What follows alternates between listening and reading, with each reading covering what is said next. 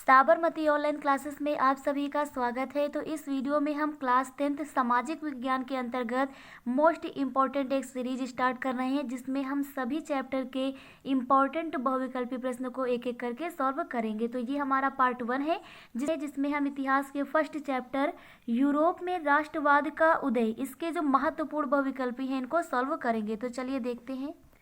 First question है, निम्नलिखित में से किस फ्रांसीसी कलाकार ने 1848 ईस्वी में 4 चित्रों की एक श्रृंखला बनाई थी, जो उसके सपनों का संसार था तथा उसके शब्दों में जनतांत्रिक और सामाजिक गणतंत्रों से मिलकर बना था। तो 4 चित्रों की एक श्रृंखला ऐसा चित्र बनाया था फ्रेडरिक सारियू जी ने। किसने बनाया था? फ्रेडरिक सारियू ने। ये फ्रांस के रहने वाले थे।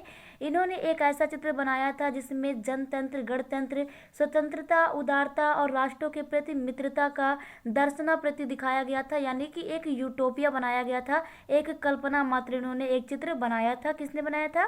फ्रेडरिक सारियू ने। तो करेक्ट ऑप्शन यहाँ पर ख हो जाएगा कि जो 4 चित्रों की एक श्रृंखला बनाई थी जिसमें जनतंत्र, गणतंत्र, स्वतंत्रता और उदारता दिखाने का प्रयास किया था। तो करेक्ट ऑप्शन यहाँ पर हमारा ख हो जाएगा, फ्रेडरिक सारियू जी ने चित्र बनाया था। सेकेंड क्वेश्चन है, इनमें से किस वर्ष फ्रांस में राज्य क्रांति हुई?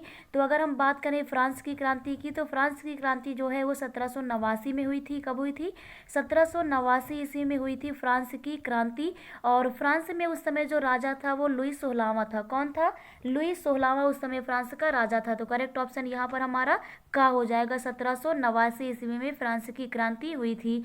नेक्स्ट क्वेश्चन नंबर 3 है, इनमें से किस वर्ष में फ्रांस में नागरिक संहिता, जिसे नेपोलियन की संहिता के नाम से भी जाना जाता है, का उदय हुआ था? तो अगर हम बात करें फ्रांस में नागरिक संहिता की, तो वो 1804 ईस्वी में आई थी। कब आई थी? 1804 ईस्वी में। क्वेश्चन नंबर 4 है, इनमें से कौन सा सामाजिक वर्ग 18वीं शताब्दी में यूरोप में सर्वाधिक प्रभुत्वशाली था?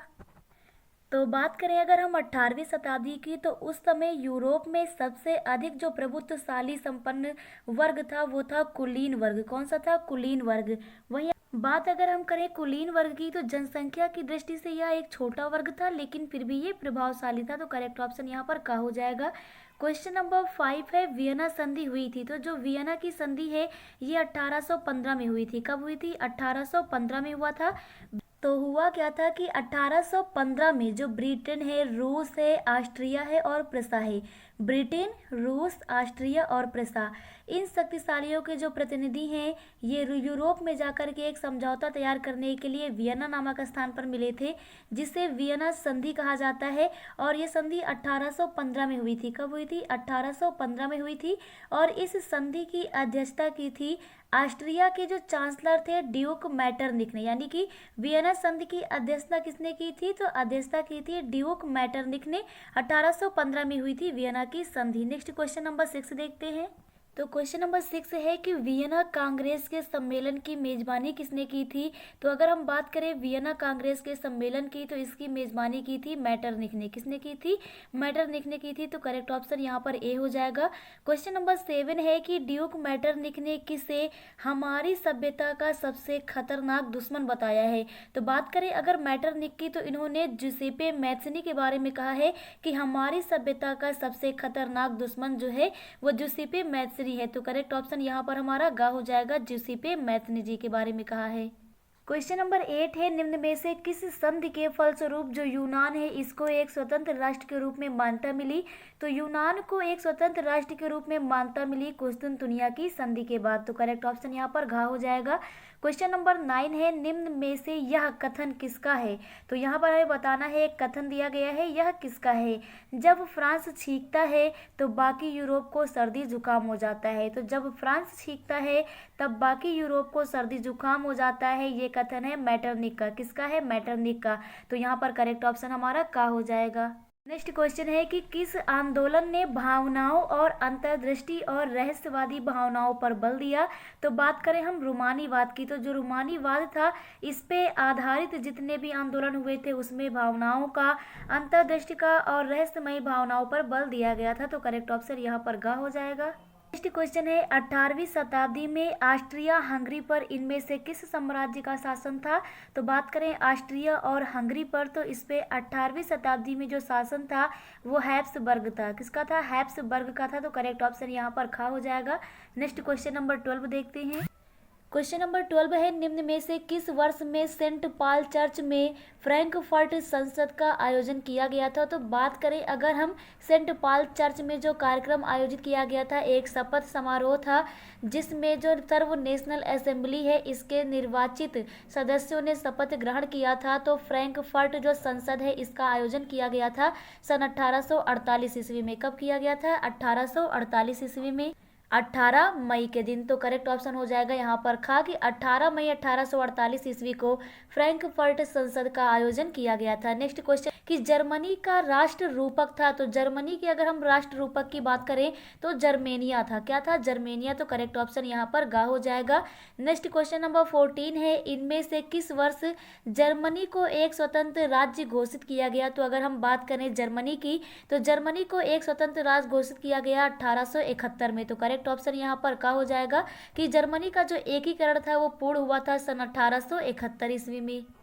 नेक्स्ट क्वेश्चन नंबर 15 है कि जर्मनी का एकीकरण का श्रेय इनमें से किसे दिया जाता है। तो अगर हम बात करें जर्मनी के एकीकरण की, तो जर्मनी के एकीकरण का जो श्रेय है वो जाता है ऑटो वान बिस्मार्क को। किसको जाता है?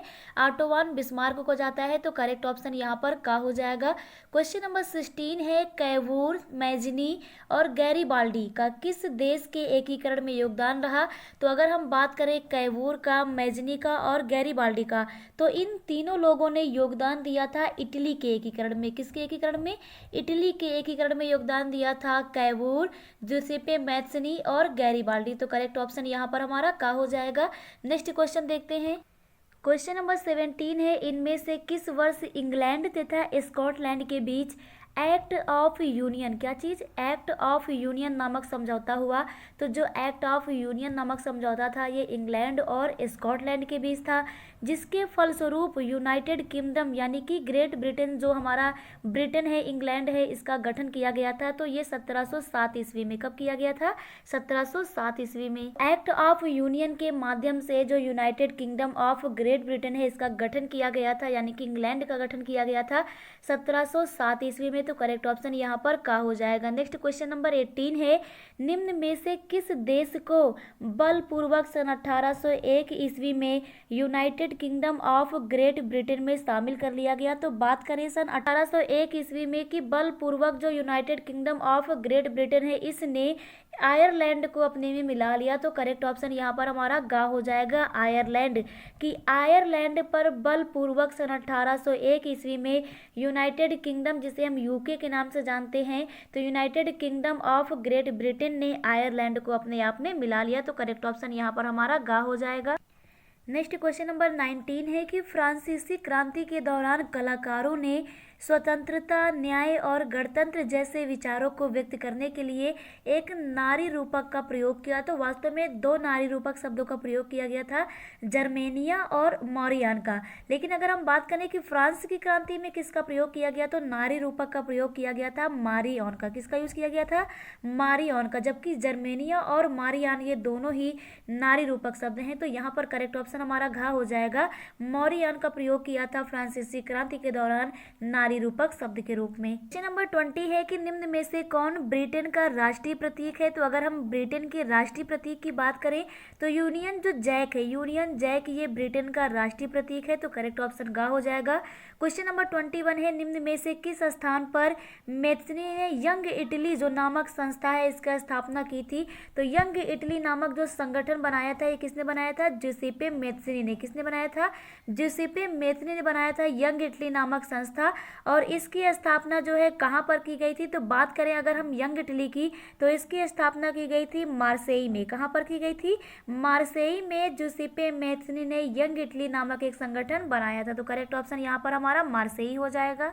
नेक्स्ट क्वेश्चन नंबर 22 है कि यंग इटली सोसाइटी का संस्थापक कौन था। तो जो यंग इटली सोसाइटी है इसका संस्थापक कौन था? तो मेजनी थे। तो यहाँ पर करेक्ट ऑप्शन घा हो जाएगा। नेक्स्ट क्वेश्चन नंबर 23 है कि फ्रांस में गणतंत्र की घोषणा किस वर्ष हुई। तो अगर हम बात करें फ्रांस की, तो इसमें गणतंत्र की घोषणा की गई थी सन 1848 ईस्वी में। कब किया गया था? 1848 ईस्वी में जो फ्रांस है इसको स्वतंत्र घोषित किया गया और इसमें गणतंत्र की घोषणा कर दी गई थी सन 1848 ईस्वी में। तो करेक्ट ऑप्शन यहाँ पर गा हो जाएगा। क्वेश्चन नंबर 24 है कि राष्ट्रवाद का प्रारंभ जिस देश से हुआ वह है, यानी कि राष्ट्रवाद जो है इसका प्रारंभ किस देश से हुआ है। तो राष्ट्रवाद का प्रारंभ जो है फ्रांस से हुआ है, ये हम पहले देख चुके हैं। तो करेक्ट ऑप्शन यहाँ पर हमारा गा हो जाएगा। क्वेश्चन नंबर 25 है कि नेपोलियन का संबंध किस देश से है। तो बात करें अगर हम नेपोलियन की, तो नेपोलियन का जो संबंध है वो है फ्रांस से। तो करेक्ट ऑप्शन यहाँ पर हमारा गा हो जाएगा कि नेपोलियन का संबंध फ्रांस से है और ये अपनी नागरिक संहिता लेके आया था सन 1804 ईस्वी में। नेक्स्ट क्वेश्चन नंबर 26 है कि इटली का एकीकरण किसके नेतृत्व में किया गया। तो बात करें इटली के एकीकरण की, तो करेक्ट ऑप्शन यहाँ पर हमारा हो जाएगा जुसेपे गैरीबाल्डी, कि गैरीबाल्डी जो है इनके नेतृत्व में जो इटली है इसका एकीकरण पूर्ण हुआ था। क्वेश्चन नंबर 27 देखते हैं, ये हमारा लास्ट क्वेश्चन है। सन 1848 की फ्रांसीसी राज्य क्रांति के फलस्वरूप, तो जब 1848 ईस्वी में फ्रांस में राज्य क्रांति हुई तो इसमें क्या हुआ, 1848 में जो फ्रांस है इसमें गणतंत्र की स्थापना हो गई थी, ये भी हम देख चुके हैं। तो करेक्ट ऑप्शन यहाँ पर हमारा घ हो जाएगा कि 1848 में फ्रांसीसी राज्य क्रांति के फलस्वरूप गणतंत्र की स्थापना की गई थी। तो करेक्ट ऑप्शन यहाँ पर हमारा घ हो जाएगा। तो इस प्रकार से यूरोप में राष्ट्रवाद का उदय, इसके महत्वपूर्ण जो बहुविकल्पी प्रश्न है आप लोगों को क्लियर हो गए होंगे। नेक्स्ट वीडियो में हम भारत में राष्ट्रवाद, इस पर आधारित महत्वपूर्ण बहुविकल्पी प्रश्नों को सॉल्व करेंगे। Thank you.